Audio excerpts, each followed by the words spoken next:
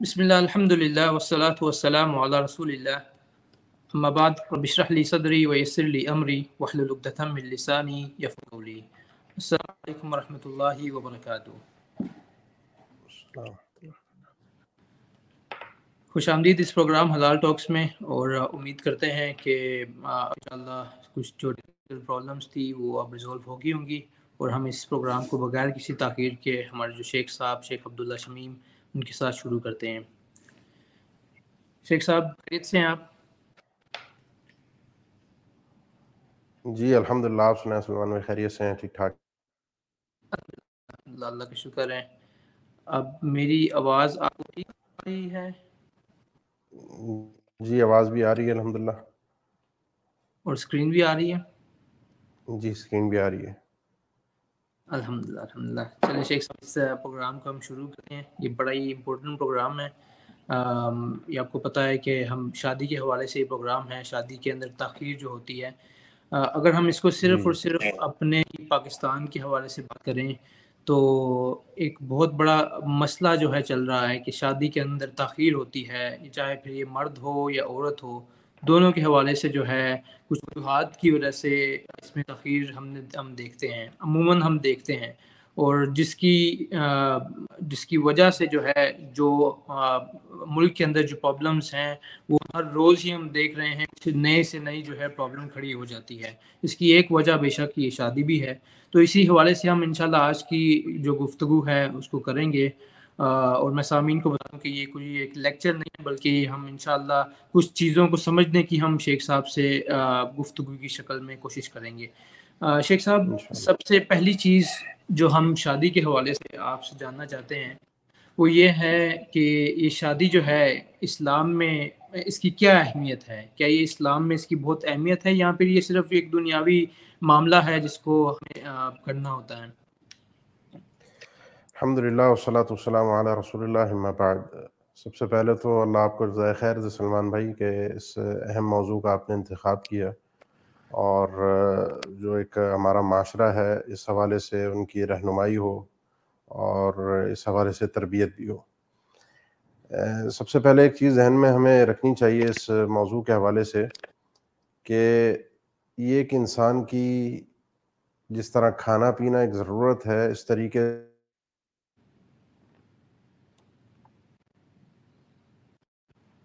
سے یہ انسان کی جسم کی ایک ضرورت ہے۔ اس ضرورت کو پورا کرنے کے لیے اس کا ایک راستہ اور ایک طریقہ ہمیں ایک بتایا ہے، تاکہ ہم فرق ہمارے اور ایک حیوان کے درمیان فرق ہو سکے، ایک جانور کے درمیان فرق ہو سکے۔ ہم ایک آزاد بھی ہیں، یعنی اپنے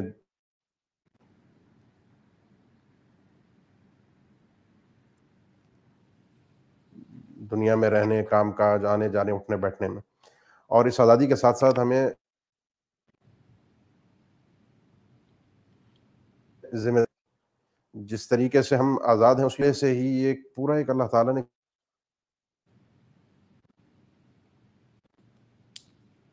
ایک سسٹم بنایا ہے تاکہ ایک مرد آزاد رہے، عورت اس انداز میں ہو کہ وہ ایک بس کی عزت ہو، دونوں کا احترام ہو، اور دونوں کا ہی معاملہ ایک اچھے طریقے سے اس دنیا میں چلے۔ اس انداز میں اللہ تعالیٰ نے ایک نکاح کا سلسلہ رکھا ہے۔ قرآن مجید میں اس کے حوالے سے کئی آیات ہیں۔ وَمِنْ آیَاتِهِ أَنْ خَلَقَ لَكُم مِّنْ أَنفُسِكُمْ أَزْوَاجًا لِتَسْكُنُوا إِلَيْهَا وَجَعَلَ بَيْنَكُم مَّوَدَّةً وَرَحْمَةً، کہ اللہ تعالیٰ کی نشانیوں میں سے کہ اللہ تعالیٰ نے تمہیں پیدا کیا ہے، پھر تمہارے ہی اندر سے یعنی تمہارے لیے بیویاں بنائی ہیں، اور تمہارے درمیان محبت اور الفت کا ایک رشتہ قائم کیا ہے، جس کے ذریعے سے انسان ایک اپنی جو جسمانی خواہش ہے اس کو پورا کرتا ہے۔ یہ ایک حکم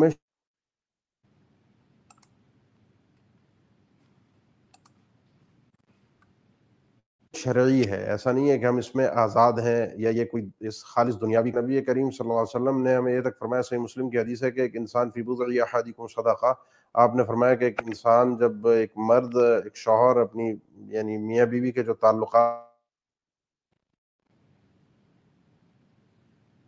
نے حیرت سے پوچھا اللہ کے نبی صلی اللہ علیہ وسلم، یہ تو آیات یا احدنا شہوتہ ویکون لہ فیہا اجر، کہ اللہ کے نبی صلی اللہ علیہ وسلم ایک انسان جو ایک اپنی خالص جسمانی خواہش ہے اس کو پورا کرتا ہے، اس میں تو کوئی اللہ کی رضا یا دین یا کوئی عبادت نام کی کوئی چیز نہیں ہے، تو اس چیز کے اندر ہمارے لیے اجر کیسے ہو سکتا ہے؟ تو اللہ کے نبی صلی اللہ علیہ وسلم نے اب اس کو ایک مثال سے سمجھایا، فرمایا کہ اگر ایسا ہو، تمہارا کیا خیال ہے کہ اگر یہی کام انسان ایک ایسے انداز میں کرے جو اللہ تعالیٰ نے اس کے لیے حلال نہیں کیا، ایک ایسے جگہ پر جائے جو اس کے لیے حلال نہیں ہے، تو کیا اس کے لیے گناہ ہوگا؟ فرمایا جی ہاں۔ فرمایا جب اللہ نے اس کے لیے جو چیز حرام کی تھی اس کو چھوڑ کر وہ حلال کی طرف آ رہا ہے، تو کیا اس میں اس کے لیے اجر اور ثواب اور صدقہ نہیں ہوگا؟ یعنی ایک مسلمان، ایک مومن، ایک اللہ کے حکم کو ماننے والا، یعنی اس طرح کی اپنی جو جسمانی خواہش ہے اس کو کنٹرول کرتا ہے، اور جہاں جس طریقے سے اللہ تعالیٰ نے اس کے لیے حلال کیا ہے، جو ایک پورا ذریعہ ہے نکاح کا، ایک طریقہ کار ہے، اس طریقے سے جب اس خواہش کو پورا کرتا ہے تو اس کو پھر اجر سے تعبیر کیا گیا ہے۔ تو یہ ایک اس طرح کا کام نہیں ہے کہ میری مرضی، میرا جسم ہے اور میں جہاں چاہوں جو چاہوں تعلق بناؤں، یا جس سے چاہے جس طریقے سے چاہے شادی کروں۔ یہ ایک شرعی حکم ہے، اسی لیے جمہور اہل علم یعنی علماء کرام کی ایک کثیر تعداد اس بات کی طرف ہے کہ نکاح مستحب ہے، بلکہ ظاہریہ جو ایک فقہ ہے، فقہ ظاہریہ، اور کچھ علماء حنابلہ بھی اس طرف گئے ہیں کہ یہ نکاح جو ہے وہ نکاح واجب ہے، یہ انبیاء کی سنت ہے۔ تقریباً ہر نبی سوائے چند انبیاء کے جن کے بارے میں سیدنا عیسیٰ علیہ السلام اور سیدنا زکریہ علیہ السلام، ان دو نبیوں کے متعلق کچھ ابحاث ہے کہ ان کی شادی شاید نہیں ہوئی۔ اس کے علاوہ دیگر انبیاء جتنے بھی گزرے ہیں ان کے حوالے سے یہی ہے کہ ان کی بیویاں ہیں، ان کی اولادیں ہیں، ان کا تذکرہ موجود ہے۔ وَجَعَلْنَا لَهُمْ أَزْوَاجًا وَذُرِّيَّةً کہ جو بھی رسول آئے ہیں ہم نے ان کی بیویاں بھی اور ان کی اولادیں بھی، اللہ تعالیٰ نے ایک سلسلہ ان کے لیے، رسولوں کے لیے رکھا ہے، وہ انسان تھے۔ یہ ایک انسانی فطرت ہے، ضرورت ہے، اللہ تعالیٰ نے انبیاء کی ایک سنت قرار دیا ہے، انبیاء کا ایک طریقہ کار رہا ہے، تو یہ ایک دین کا حصہ ہے۔ صحیح صحیح صحیح، جزاکم اللہ خیر شیخ صاحب، آپ نے بڑا تفصیلی اس کو جو ہے ہمیں بتایا کہ یہ اس کا دین کے ساتھ کیا تعلق ہے، اور بے شک یہ ایک ایسا فرض ہے کہ جس کو انجام دے کر ہم بہت سارے جو ہے فطرے ہیں ان سے بھی ہم بچ سکتے ہیں۔ تو اس کے ساتھ شیخ صاحب یہ اتنی ضروری چیز ہے، اتنی اہم چیز ہے، تو ایک اس میں چیز ہم دیکھتے ہیں کہ اس میں بڑا مشکل ہو گیا ہے شادی کرنا ایک نوجوان کے لیے۔ تو اس کی کیا وجہ آپ کو کیا لگتی ہے کہ اس کی مین وجہ کیا ہے؟ کیا یہ نوجوان خود ہیں، کیا معاشرہ ہے، یا والدین ہیں؟ مین وجہ کیا ہے اس کی اتنی رکاوٹوں کی، تاخیر کی؟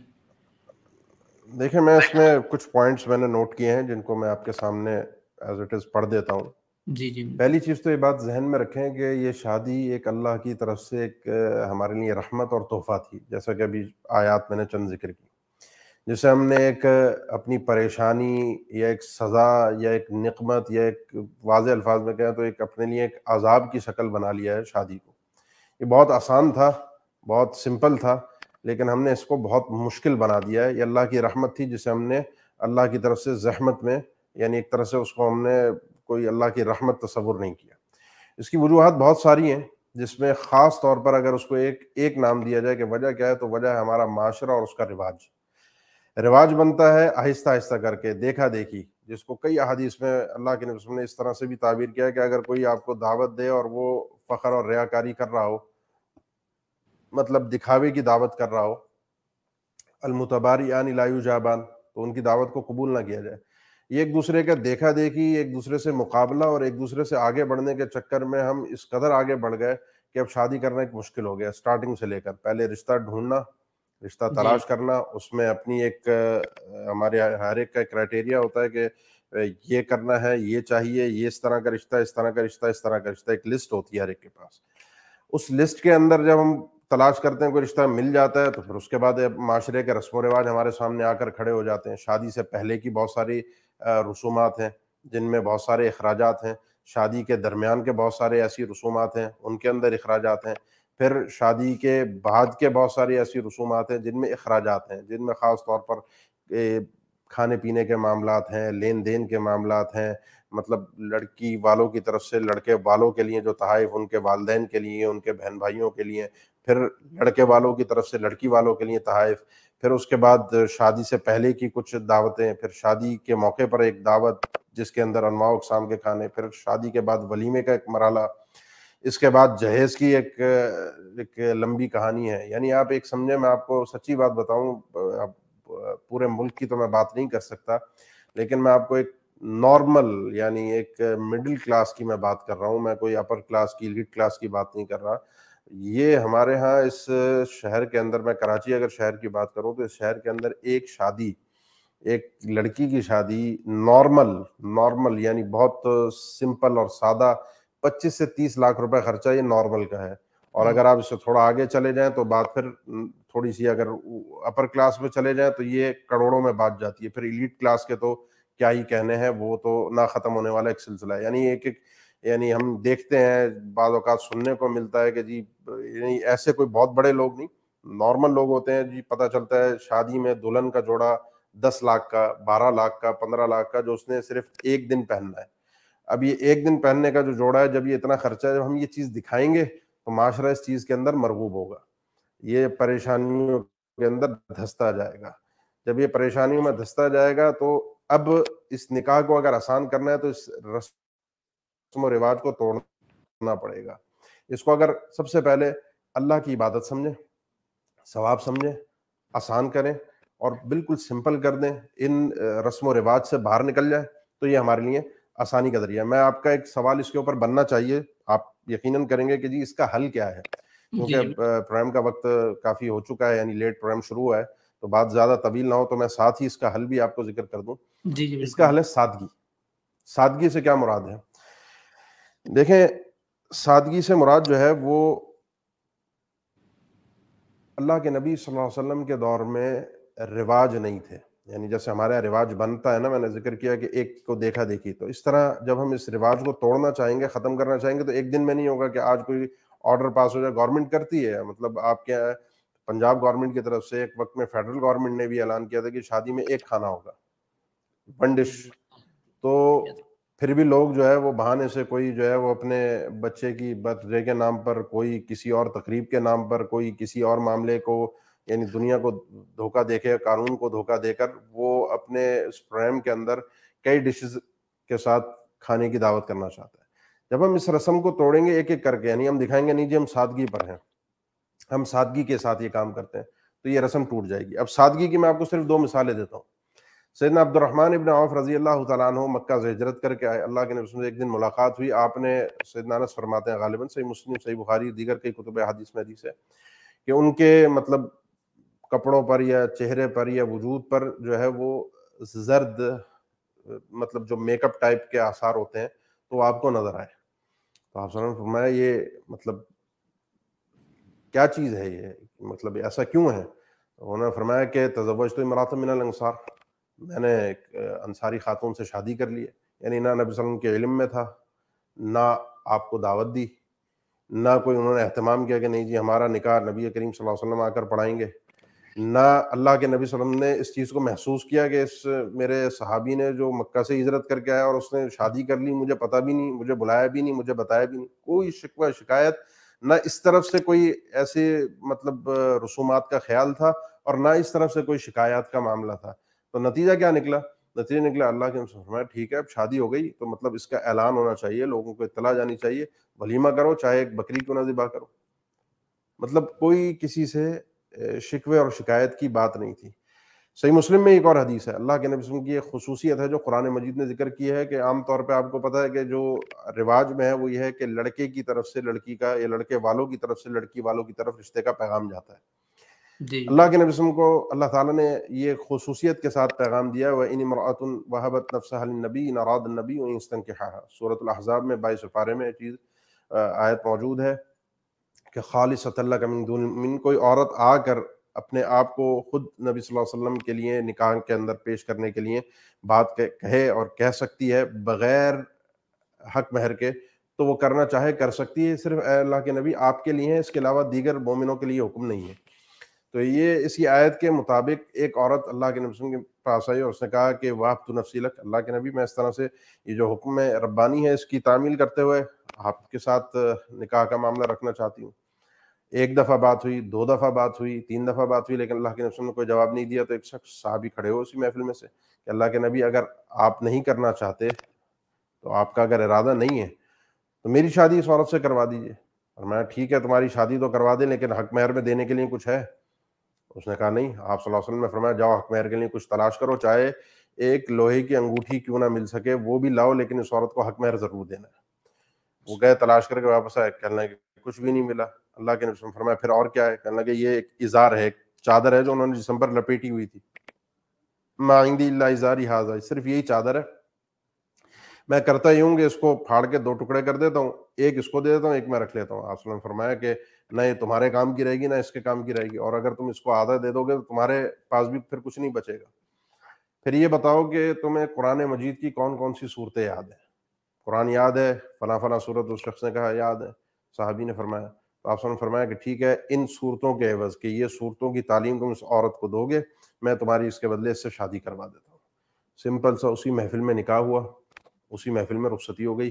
جب اس انداز سے اس سوچ کے ساتھ شادی ہوگی تو یہ سادگی جب ہمارے معاشرے میں آئے گی، اس کے بعد جو ہے یہ مطلب جو ایک مسئلہ کھڑا ہو گیا ہے نکاح کے اندر، ایک پریشانی کھڑی ہو گئی ہے. یقین جانے میں کئی لوگوں کو ایسے جانتا ہوں جن کے گھر بچوں کی ولادت ہوتی ہے تو بچے کی ولادت سے وہ اپنے پیسے جوڑنا شروع کرتے ہیں، اماؤنٹ اکٹھا کرنا شروع کرتے ہیں، یا ان کو فکر لاحق ہوتی ہے بچے کی شادی کرنی ہے، اور وہ 15-20 سال تک اسی فکر کے، اسی غم میں بچے کی شادی یا بچی کی شادی تک اسی غم میں رہتے ہیں. مشکل ہو گیا ہے نا. تو جب یہ مشکل ہو گیا ہے تو اس وجہ سے اب آ کر ایک نتیجہ اور نکلتا ہے کہ جب نکاح مشکل ہو گیا، ہم نے اس کو اتنا آسان چیز تھی اس کو اتنا مشکل کر دیا، تو نتیجہ نکلا کہ شادی لیٹ ہونا شروع ہو گئی. جو میرا خیال ہے آپ کے میرا خیال ہے اگلا سوال بننا چاہیے. جی میں اسی کی طرف آ رہا ہوں. میں مطلب سبحان اللہ، اگر دینی تعلیمات دیکھا جائے، نبی کریم صلی اللہ علیہ وسلم کی سیرت کو دیکھا جائے تو شادی تو کتنی آسان چیز تھی یہ، سبحان اللہ. لیکن اگر یہاں پر اگر ہم دیکھیں، جس طرح آپ نے بھی بتایا کہ ایک انسان اگر یہ پچھلی ساری جنگیں جیت کر رشتے تک پہنچ ہی گیا ہے تو اس کے بعد بھی اس کو پتا ہے کہ ابھی 1.5 سال میرا لگ جانا نکاح ہونے تک، کیونکہ وہ کون سے رشتہ داروں کو بلانا ہے، جو شاپنگ کرنی ہے، کارڈ چھپوانے اور اتنی ساری چیزیں، وہ بیچارہ اسی چکر کے اندر اتنی وہ تاخیر ہو جاتی ہے. شیخ صاحب، یہاں میرا ایک سوال ہے کہ اب آپ نے تو یہ چیز بتا دی کہ ایک معاشرے کی وجہ سے تاخیر کی ایک وجہ ہے. اب ایک اور وجہ جو اکثر ہمیں ملتی ہے، جس کی کمپلین بھی کرتے ہیں، وہ یہ ہے کہ والدین کی طرف سے بڑی رکاوٹ آ رہی ہوتی ہے. مطلب بچے شادی کرنا چاہتے ہیں لیکن والدین خصوصاً جو ہیں ان کو جو ہے وہ یہی کہتے ہیں کہ آپ اپنے پاؤں کے اوپر کھڑے ہو جاؤ، ابھی کماتے کیا ہو. اور اگر دوسری سائڈ دیکھا جائے، اگر کسی خاتون نے کرنی ہو تو اس کو بھی یہی ہوتا ہے کہ ابھی تم اپنے کیریئر کو دیکھ لو، ابھی تو مطلب ٹائم ہے تمہارے پاس. تو اس کی وجہ ہم دیکھتے ہیں کہ اسپیشلی عورتیں پھر ان کی اس عمر تک پہنچ جاتی ہے جہاں پر پھر کوئی رشتہ ہی نہیں ملتا. تو اس کے بارے میں آپ کیا کہیں گے؟ مطلب والدین کا بھی رول ہے اس میں؟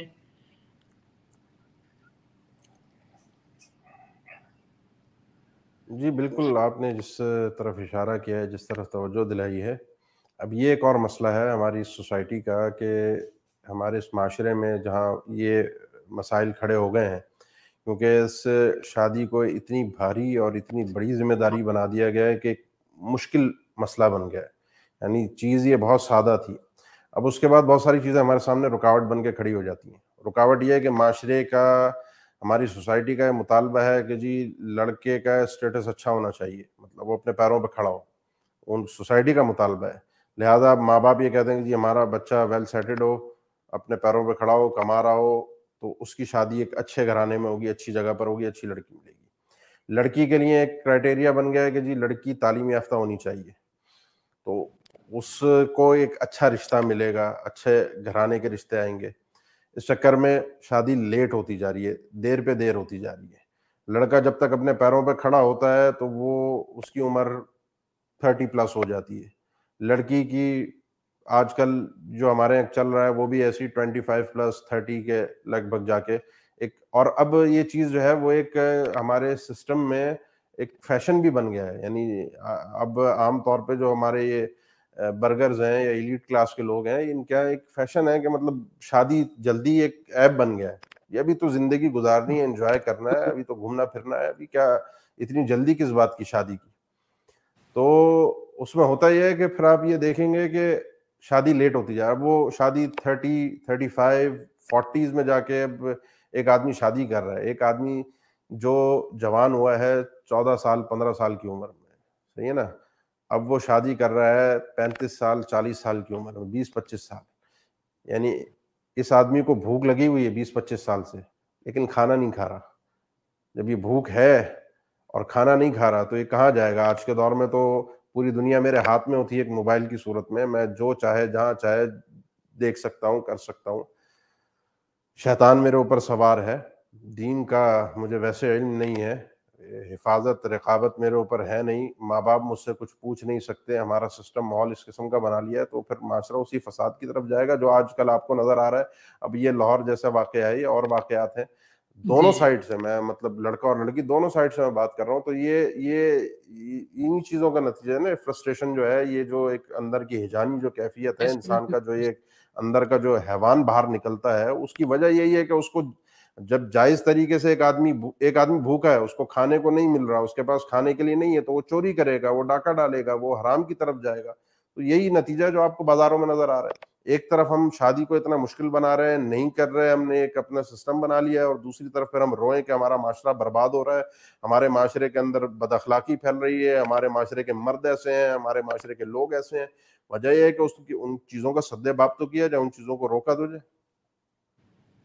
بالکل بالکل، یہ بڑی اچھی آپ نے یہ کھانے والی اگزامپل جو ہے نا بڑی اچھی دی ہے آپ نے۔ بے شک ایسے ہی انسان کو بھوک لگی ہے، وہ شادی نہیں کرے گا، کھانا نہیں کھائے گا، تو وہ تو ظاہر سی بات ہے پھر فتنوں کے اندر جائے گا جائے گا۔ شیخ صاحب، عورتوں کے حوالے سے جو ہے ان میں بھی دیکھا جاتا ہے کہ آج کل کی اسپیشلی کچھ خاتون ایسی ہیں جو کہ اپنے کیریئر کے اوپر جو ہے فوکس کرتی ہیں، اور مطلب ان کا یہی ہوتا ہے کہ ہم کچھ اپنا کیریئر بنا لیں، اور اسی کے چکر کے اندر جو ہے ان کی عمر زیادہ ہو جاتی ہے، اور پھر ان کو کوئی شخص ملتا نہیں ہے۔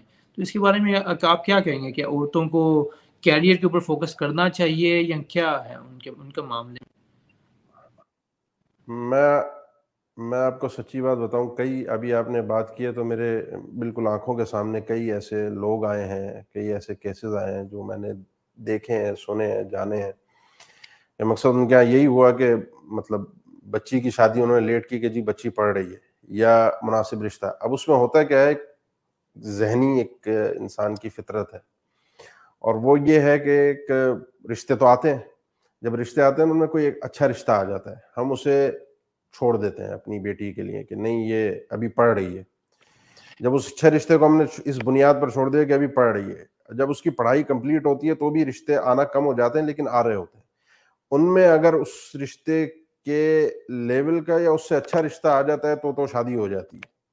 اگر اس لیول سے کم کے رشتے آ رہے ہوتے ہیں تو وہ والدین کہتے ہیں نہیں جی ہم نے تو اس سے اچھا رشتہ چھوڑ دیا تھا، تو ہم اس سے کم پر کیوں راضی ہوں۔ اب وہ انتظار کرتے جاتے ہیں۔ یقین جانے میں کئی ایسے لوگوں کو جانتا ہوں جو اپنی بچی کی اسی وجہ سے شادی انہوں نے لیٹ کی، آج وہ اپنے آنکھوں سے آنسوؤں سے روتے ہوئے، میں آپ کو کوئی مبالغہ آرائی کر کے کوئی وہ نہیں جی کر جی رہا، میں نے اچھی اپنی آنکھوں سے دیکھا ہے، پریشان دیکھا ہے۔ مطلب یہ شہر کے اندر وہ ارب پتی لوگ ہیں، مطلب چھوٹے موٹے لوگ نہیں ہیں، اپنی بیٹی کے رشتے کے لیے ان کو مناسب رشتہ تھوڑا بہت درکار ہے۔ لڑکے کو شاید وہ بزنس بھی کرا کر دیں، وہ لڑکی کو اپنی بیٹی کو گھر دینے کے لیے بھی تیار ہیں، وہ سب کچھ کرنے کے لیے تیار ہیں، تھوڑا سا لیول ان کو چاہیے، لیکن ان کو رشتہ نہیں مل رہا۔ لڑکی کی عمر 35 سال ہو رہی ہے، لڑکی کی عمر 40 سال، ڈاکٹر ہیں وہ 40 سال 40 پلس ہو گئی ہیں، لیکن رشتہ آج تک نہیں آیا۔ وجہ کیا تھی؟ وجہ یہی تھی کہ وہ پڑھ رہی ہیں۔ اور جو اس طرح کی پڑھائی کرتی ہیں، یہ بھی سن لیں، جو خواتین اس طرح کی پڑھائی کرتی ہیں پھر وہ شادی کرتی ہیں، ان کا کیریئر کیا ہوتا ہے؟ عام طور پہ ہمارے ہاں چاہے وہ اونچے کلاس کے لوگ ہوں، مڈل کلاس ہو یا لوئر کلاس ہو، عورت عام طور پہ گھر میں بستی ہے۔ بہت کم عورتیں ہوتی ہیں جو باہر نکل کر معاشرے میں کسی قسم کا کردار ادا کرتی ہیں۔ کوئی اگر مثال کے طور پہ اس نے کوئی اچھی پڑھائی کی ہے، کچھ بھی کیا، اس کی پڑھائی اپنے حد تک رہ جاتی ہے، آگے وہ گھرداری میں، خاص طور پر اگر سمجھدار عورت ہو تو اپنے بچوں کی پیدائش کے بعد وہ اپنے بچوں کی تربیت میں لگتی ہے، وہ معاشرے کو سنوارنے کے لیے، معاشرے کے سوشل ورک کے لیے باہر نکل جائے اور دنیا کے مسائل اور معاملات کو سلجھانے میں اپنے گھر کو برباد کر دے، تو ایک بیوقوف عورت ہے۔ یہ بہت ساری وجوہات ہیں۔ اس کے ساتھ میں ایک اور چیز ایڈ کر دوں جو لڑکے کے لیے خاص طور پر ہے کہ جی پیروں پر کھڑا ہو جائے، ابھی اس کے پاس ہے نہیں، کمانے کے لیے نہیں ہے، اس کو بھی سن لیجئے، مرد اور عورت دونوں قسم کے، یعنی دونوں لڑکے اور لڑکی کے والدین، شادی میں اللہ تعالیٰ نے برکت رکھی ہے۔ اللہ کے حکم سے اگر انسان نکاح کرتا ہے، واضح قرآن کا حکم ہے ان یکونوا فقراء یغنیہم اللہ من فضلہ، اگر یہ غریب ہیں شادی کریں گے اللہ انہیں اپنے فضل سے غنی کر دے گا۔ اسی نے سیدنا عمر رضی اللہ تعالیٰ عنہ فرمایا کرتے ہیں، مجھے تعجب ہوتا ہے عجبت لمن ابتغى الغنى فی غیر النکاح، مجھے تعجب ہوتا ہے اس آدمی پر جو امیر ہونا چاہتا ہے، اپنے آپ کو دنیا میں آسانیوں میں لانا چاہتا ہے، اور یہ چیز وہ تلاش کرتا ہے نکاح سے ہٹ کر کسی اور چیز، کسی اور راستے میں۔ سیدنا ابوبکر رضی اللہ عنہ فرماتے ہیں اطیعوا اللہ فیما امرکم بہ من النکاح ینجز لکم ما وعدکم بہ ینجز لکم ما وعدکم بہ من الغنی، جو اللہ تعالیٰ نے تمہیں حکم دیا ہے نکاح کا تم وہ پورا کرو، تمہارا یہ کام ہے۔ غنی کرنا، دنیا کی آسانی اور آسائشیں مہیا کرنا، یہ اللہ کا اپنا کام ہے، یہ اللہ کا وعدہ ہے، وہ اللہ اپنا وعدہ پورا کرے گا۔ ہم اصل میں ہوتا ہے یہ مسئلہ ہے، انسان بہت ساری مشکلات میں اس وقت پھنس جاتا ہے جب وہ دوسروں کے کام اپنے ذمے لیتا ہے، خاص طور پہ ہم جب اللہ کے کاموں کو اپنے ذمے لیتے ہیں۔ اللہ نے ہم سے وعدہ کیا ہے کہ ہمیں غنی کرے گا، اللہ نے ہم سے وعدہ کیا کہ ہمیں عطا کرے گا، اس عطا کو ہم خود اپنے ہاتھ میں لیتے ہیں کہ نہیں جی ہم نے خود کمانا ہے، خود بننا ہے، خود اپنے پیروں پر کھڑا ہونا ہے، پھر اللہ بھی ہمیں اپنے حال پر چھوڑ دیتا ہے۔ اس لیے اللہ کے نبی صلی اللہ علیہ وسلم فرمان ہے کہ 3 قسم کے لوگ ہیں، اللہ نے خود اپنی ذمہ داری لی، ثلاثۃ حق علی اللہ یعونہم، کہ ان کی مدد کرنا اللہ نے خود اپنی ذمہ داری خود اپنے اوپر لازمی قرار دیا، جن میں سے ایک وہ ہے ناکح الذی یرید العفاف، وہ نکاح کرنے والا جو نکاح کے ذریعے سے اپنے آپ کو پاک دامن، اپنی عزت کو محفوظ رکھنا چاہتا ہے۔ اللہ اس کی مدد کرے گا، اللہ کے اوپر لازمی ہے۔ تو اللہ کے وعدوں پر انسان یقین کرے، پیروں پر انسان کھڑا ہو جاتا ہے، صفر ہوتا ہے، زیرو ہوتا ہے۔ میں ایسے بھی لوگوں کو جانتا ہوں کوئی ان کا ذریعہ معاش نہیں تھا، کوئی کمانے کا ذریعہ نہیں تھا، کوئی جاب نہیں تھی، کوئی بزنس نہیں تھا، وقت پر انہوں نے نکاح کیا، اللہ نے ان کی زندگی میں آسانی اور آسائشیں پیدا کی۔ کہاں سے کی؟ یہ اللہ کا کام ہے۔ یہ اگر ہم سوچنے بیٹھ جائیں گے تو ہم خود بھی پریشان ہو جائیں گے۔ تو دونوں سائڈ سے لوگوں کو ان چیزوں کو سوچنا چاہیے۔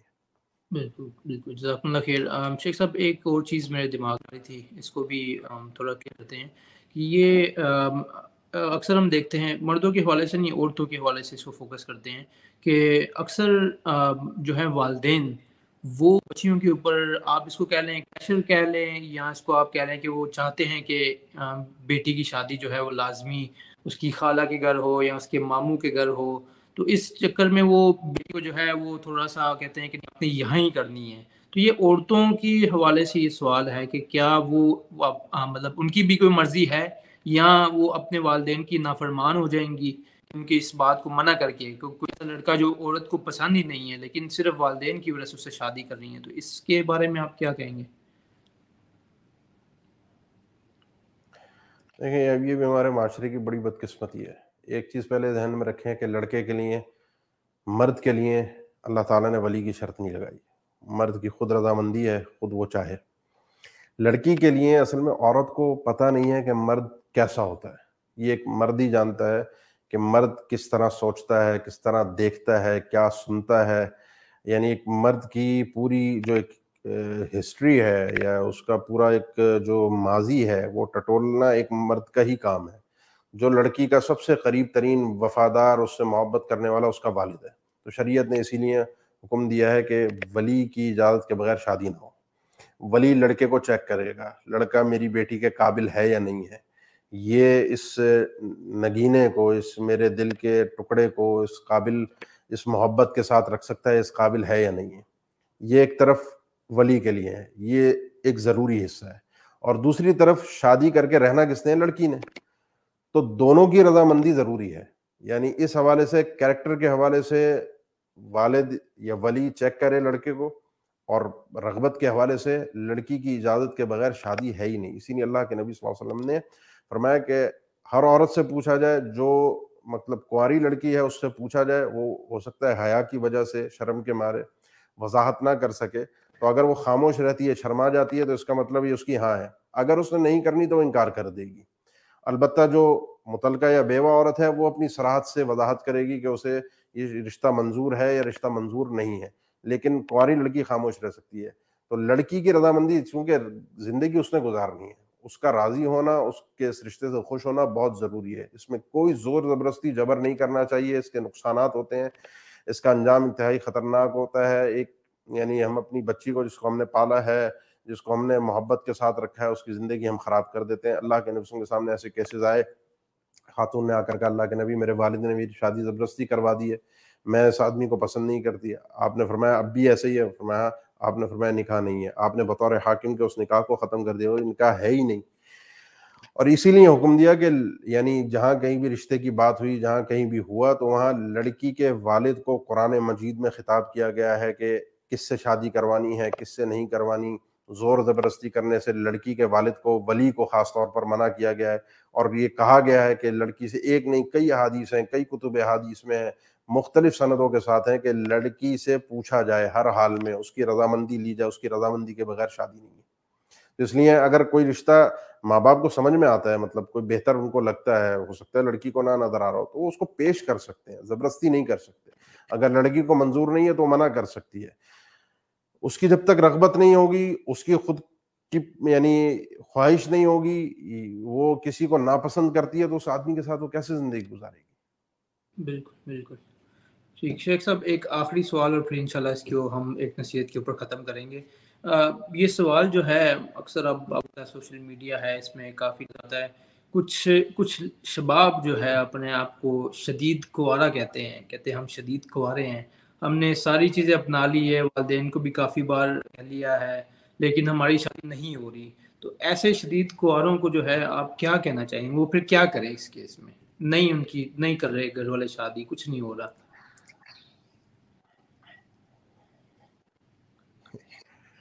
یہ جو شدید کنوارے جو ہیں، ان کے لیے میں 3 باتیں عرض کروں گا۔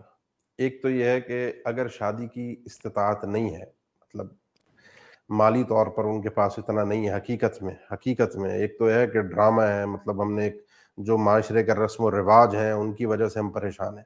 ایک ہے حقیقت میں انسان غریب ہے، تو اللہ کے نبی صلی اللہ علیہ وسلم نے انہیں روزے رکھنے کے لیے تعلیم دی ہے تاکہ وہ اندر سے جو طاقت ہے اس کو ختم کریں، اور یہ جو فضول قسم کے خیالات ہیں اور وسوسے ہیں، اور یہ جو انسان کے اوپر شیطان کا غلبہ ہے، یہ خون کی گردش انسان کے جسم میں بلڈ جو ہے وہ کم ہو، جانا پھرنا گھومنا، تاکہ شیطان کی جو ہے وہ پکڑ انسان کے اوپر کمزور ہوتی جائے۔ یا معشر الشباب من استطاع منکم الباءۃ فلیتزوج۔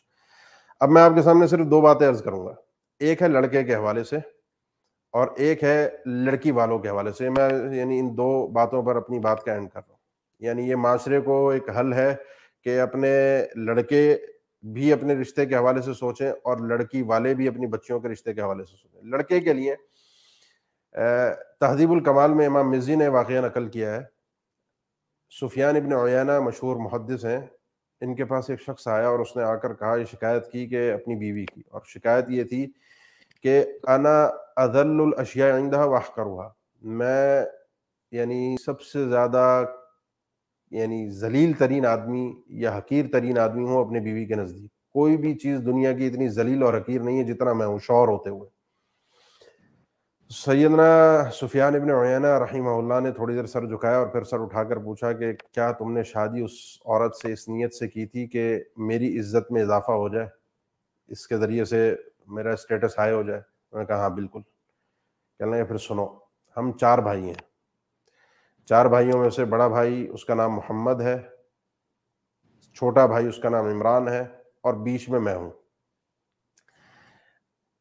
چھوٹا بھائی ابراہیم ہے، ایک بھائی عمران ہے، اور بیچ میں ہوں۔ کہتے ہیں محمد جو میرا بڑا بھائی ہے، پہلے اس کی شادی ہوئی، اس نے جو شادی کی وہ اسٹیٹس کو دیکھ کر کی، بڑے خاندان میں، اونچے خاندان میں، اور اس کی نیت میں نے جو نظر آئی، جو بات سمجھ میں آئی، اس کا مقصد یہ تھا کہ ایسے اونچے خاندان میں شادی کر کے میرا بھی اسٹیٹس ہائی ہو جائے گا، میں بھی معاشرے میں ایک اونچے خاندان کے ساتھ نام جوڑ کر میری بھی عزت میں اضافہ ہو جائے گا۔ کہتے ہیں اس کے بعد میں نے دیکھا کہ جتنی ذلت اس آدمی کو، میرے بھائی کو، اس کے رشتہ داروں کی طرف سے، خاندان اور سسرال والوں کی طرف سے اور معاشرے میں ملی، میں نے اس کا تصور نہیں کیا تھا۔ کہتے ہیں اس کے بعد میرے چھوٹے بھائی کی مجھ سے پہلے شادی ہوئی، جس کا نام ابراہیم تھا۔ اس نے جس عورت سے شادی کی، اس نے اس کا مال دیکھ کر شادی کی، مالدار عورت ہے، شادی ہو جائے گی تو مجھے فائدہ ہوگا اس کے مال سے۔ کہتے ہیں شادی کا میں نے اس کو مال ملنا تو دور کی بات، جو اس کے پاس اپنا کچھ سیونگز تھیں یا بچا کچھ تھا، اس کے سسرال والوں نے اس سے وہ بھی چھین لیا، اور وہ اتنا کمزور اور اتنا غریب اور فقیر ہو گیا کہ جس کی انتہا نہیں تھی۔ کہتے ہیں اس کے بعد میں بڑا پریشان ہوا کہ میں شادی کس طریقے سے کروں۔ میں اسی پریشانی کے عالم میں تھا تو ایک اور محدث کا ہمارے آنا ہوا، اور وہ تھے معمر بن راشد، یہ بھی محدث تھے۔ کہتے ہیں میں نے ان سے سوال کیا، مشورہ کیا، اور اپنے دونوں بھائیوں کی حالت ذکر کی کہ ان دونوں نے اس بنیاد پر شادی کی اور ان کے ساتھ یہ ہوا۔ تو انہوں نے مجھے نبی کریم صلی اللہ علیہ وسلم کے 2 فرمان سنائے ایک مشہور حدیث ہے تنکح المرأۃ لاربعین، عام طور پہ لوگ معاشرے میں جو شادیاں کرتے ہیں، خاتون یا عورت تلاش کرتے ہیں، رشتہ تلاش کرتے ہیں لڑکی کا، تو وہ 4 وجوہات کی بنیاد پر کرتے ہیں. کوئی مطلب مال دیکھتا ہے، مالدار عورت، کوئی حسب دیکھتا ہے، اونچا خاندان دیکھتا ہے، اور کوئی خوبصورتی دیکھتا ہے، اور کوئی دین دیکھتا ہے. ان میں اللہ کے نبی صلی اللہ علیہ وسلم نے صحابی سے بات فرمائی تو فرمایا کہ اگر کامیاب زندگی گزارنا چاہتے ہو تو دیندار عورت کو اختیار کرو، کیونکہ مال، حسب و نسب اور جمال یہ سب زائل ہونے والی چیزیں ہیں، کوئی کام نہیں آتی. یعنی جس چیز کے ساتھ عورت زندگی گزارتی ہے اس کا اخلاق ہے اور اسے دین سکھاتا ہے. دین کے اندر بہرحال تفصیل ہے کہ اس دین سے کیا مراد ہے، یہ اپنی جگہ پر ایک تفصیل طلب موضوع ہے کہ رشتہ کس انداز کا تلاش کیا جائے.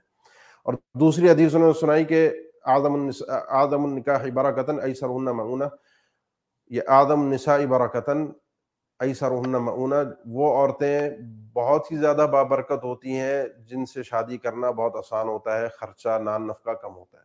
یہ 2 حدیثیں سنا کر انہوں نے کہا کہ اگر شادی کرنی ہے تو اس انداز سے کرو. کہتے ہیں پھر میں نے دیندار عورت سے شادی کی، اور ان کا مشہور مقولہ اسی حوالے سے تھا کہ جو شخص شادی کرتا ہے اور وہ اپنی اس نکاح کے ذریعے سے عزت، حسب و نسب، اونچا نام کرنا چاہتا ہے، ابتلیٰ بالذل، تو وہ لازمی ذلت اور حقارت میں مبتلا ہوتا ہے. جو شخص مال چاہتا ہے وہ فقر و فاقہ میں مبتلا ہوتا ہے. جو دین دیکھ کر شادی کرتا ہے، کہتا ہے میں نے دین دیکھ کر شادی کی، اللہ تعالیٰ نے اس دین کی برکت سے مجھے مال بھی عطا کیا اور عزت بھی عطا کی. ہمارے اصل میں جو شدید کنوارے حضرات ہیں، ایک تو ان کے والدین کا ایک الگ مسئلہ ہے، ان کا بھی ایک الگ مسئلہ ہے. ایک فہرست ہوتی ہے نا ہمارے پاس، جو میں نے سٹارٹنگ میں بات کی تھی، ایک ہمارے پاس ایک کرائٹیریا بنا ہوا ہے، ایک فہرست بنی ہوئی ہے، ایسا ہو ایسا ہو ایسا ہو ایسا ہو رشتہ. جب اس طرح کے رشتے ہم تلاش کریں گے، ورنہ دنیا میں عورتیں بہت ہیں. اگر آپ نے شادی کرنی ہے تو شادی کے لیے عورتیں بہت ہیں. آپ دین دیکھیں اور دین دیکھ کر بسم اللہ پڑھیں، اللہ آپ کو ہر دنیا کی نعمت سے نوازے گا. یہ ہے ان شدید کنواروں کے لیے. باقی جو ایک آخری چیز ہے وہ ہے لڑکی کے والدین کے لیے. جو مختلف روایت میں الفاظ ہیں، حدیث کے الفاظ، یہ ان میں اس کی صحت میں اختلاف ہے کہ اذا جاءکم من ترضون دینہ وخلقہ فزوجوہ الا تفعلوا تکن فتنہ فی الارض وفساد عریض. بہرحال یہ حدیث اپنے معنی میں بالکل درست ہے کہ جب تمہارے پاس دیندار آدمی کا رشتہ ہے تو اس سے شادی کر دو. اگر تم ایسا نہیں کرتے تو زمین میں فساد برپا ہو جائے گا. سعید ابن مسیب کا آپ نے یقیناً نام سنا ہوگا، مشہور کبار تابعین میں سے ہیں. سن 95 ہجری میں ان کی وفات ہے، 15 ہجری میں ان کی پیدائش ہے. کبار تابعین، بڑے تابعین میں سے ہیں. عبد الملک بن مروان جب مدینہ کے گورنر تھے، انہوں نے اپنے بیٹے کا رشتہ پیش کیا تھا ولید کا، جو کہ بعد میں خلیفہ بھی بنے تھے. ان سے رشتہ ان کے پاس بھجوایا تھا ان کی بیٹی کے لیے، اور انہوں نے منع کر دیا تھا کہ میں اپنی شادی نہیں کر رہا آپ کے بیٹے کے ساتھ، عبد الملک بن مروان کے بیٹے کے ساتھ، ولید جو کہ بعد میں خلیفہ بھی بنے. ابو وداع ان کے شاگرد ہیں. کہتے ہیں میں ان کے پاس پڑھتا تھا، چند دن میں غائب رہا، کلاس میں حاضر نہ ہوا. پھر کلاس میں جب حاضر ہوا تو انہوں نے پوچھا استاد نے کہ آپ کہاں تھے، کافی دن ہو گئے آپ نظر نہیں آئے. تو انہوں نے کہا میری بیوی کا انتقال ہو گیا تھا، اس کا کفن دفن نماز جنازہ، پھر انسان غم میں مبتلا ہو جاتا ہے، تو چند دن اس وجہ سے میں حاضر نہیں ہو سکا. غریب آدمی تھے. سعید بن حسین فرمایا چلو اگر تم وقت پر اطلاع دیتے تو ہم بھی جنازے میں شریک ہو جاتے، ہم بھی دعا کرتے اور آپ کے اس غم میں آپ کو دلاسا بھی دیتے. بہرحال اطلاع نہیں پہنچ سکی. تعزیت کی. تعزیت کے بعد انہوں نے پوچھا کہ پھر اتنا عرصہ گزر گیا تو کوئی دوسری شادی آپ نے کر لی ہے؟ تو انہوں نے کہا نہیں، ابھی تک کوئی شادی نہیں کی.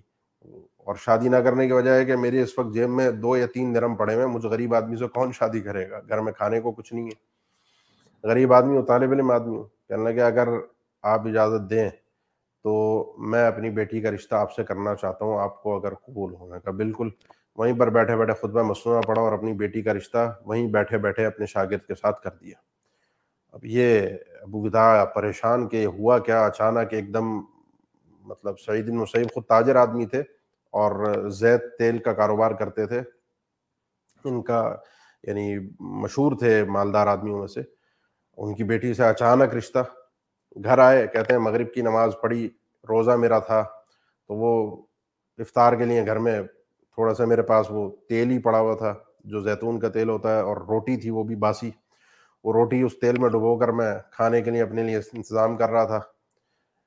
تو اچانک دروازے پہ دستک ہوئی. میں پریشان، اس ٹائم پہ کون آ گیا؟ پوچھا کون؟ تو انہوں نے کہا سعید. اب کہتے ہیں میں سعید، میرے دماغ میں ہر سعید، کون سعید، کس کو میں جانتا ہوں سوائے سعید بن مسیب کے. کہتے ہیں میرے خیال آیا کہ ہو سکتا ہے کہ یہ رشتہ کر کے شاید اب ان کو احساس ہوا ہے کہ میں نے غلط کر دیا. گھر گئے، وہ بیٹی نے کہا ہو کہ آپ نے میرا رشتہ صحیح نہیں کیا. تو اب ہو سکتا ہے کہ واپس آئے ہوں معاملے کو سلجھانے کے لیے۔ میں نے دروازہ کھولا، سعید بن مسیب سامنے کھڑے تھے۔ انہوں نے فرمایا خیریت، آپ استاد ہو کر میرے دروازے پر ہیں، مجھے پیغام بھجواتے میں آپ کے پاس آتا ہوں۔ میں نے کہا نہیں، اب رشتے کی وجہ سے آپ اس قابل ہیں کہ میں آپ کے پاس آؤں۔ وجہ یہ آنے کی کہ آپ کی شادی ہو گئی ہے، نکاح ہو گیا ہے۔ اب آپ نکاح کے بعد اس طریقے سے بغیر اپنی بیوی کے رہیں اور اس طریقے سے آپ کی زندگی گزرے، مناسب نہیں ہے۔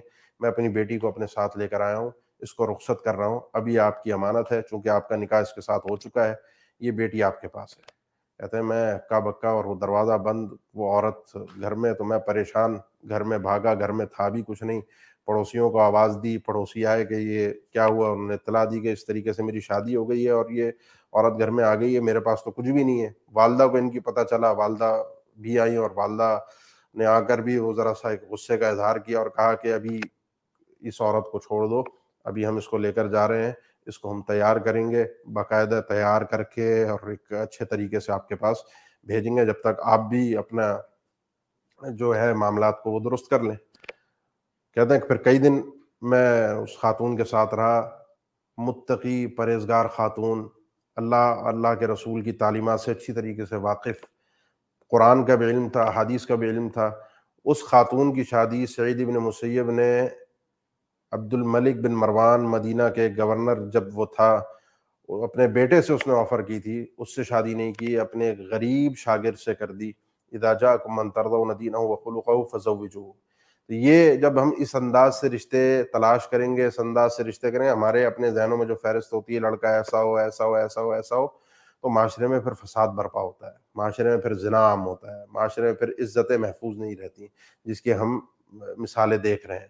تو اس لیے لڑکے جو شدید کنوارے ہیں ان کے حوالے سے بھی، اور جو بچیاں گھر میں بیٹھی ہیں ان کے والدین کے حوالے سے بھی، یہ دونوں چیزیں ہمیں بہت اچھے طریقے سے سوچنے اور سمجھنے کی ضرورت ہے۔ دو مثالیں صرف میں نے اس لیے دی تاکہ ہمارا معاشرہ اچھے طریقے سے زندگی گزار سکے۔ اللہ کے نبی صلی اللہ علیہ وسلم کے دور میں بھی ایک واقعہ موجود ہے، جلیبیب کا جو مشہور ترین واقعہ ہے، چھوٹے قد کے، تھوڑا سا قد ان کا مناسب نہیں تھا، ان کا رشتہ اللہ کے نبی صلی اللہ علیہ وسلم نے گھر میں بھجوایا، آدمی سے کہا، صحابی سے کہ اپنی بیٹی سے ان کی شادی کر دو۔ نے کہا میں ان کی والدہ سے پوچھتا ہوں، مشورہ کرتا ہوں۔ آپ نے کہا ٹھیک ہے، والدہ کے پاس گئے تو وہ لڑکی کی والدہ نے کہا نہیں ایسا کیسے ہو سکتا ہے کہ جلیبیب سے شادی ہو، ہم نے تو اپنی بچی کا فلاں جگہ سے رشتہ آیا تھا وہ منع کر دیا تھا۔ وہی سوچ جو ہمارے ہوتی ہے کہ ایک رشتہ اچھا آتا ہے ہم منع کر دیتے ہیں، اور پھر بعد میں ہم اچھے رشتے کی تلاش میں بیٹھے رہ جاتے ہیں، اور پھر بچی کی شادی رہ جاتی ہے۔ تو بچی دروازے کے پیچھے گھر کے اندر موجود تھی اور وہ اس کو آوازیں آ رہی تھی، تو باپ منع کرنے کے لیے اللہ کے نبی کے پاس جانے لگے، تو بچی نے پیچھے سے آواز دی کہ کیا آپ اللہ کے نبی کا بھیجا ہوا رشتہ منع کریں گے؟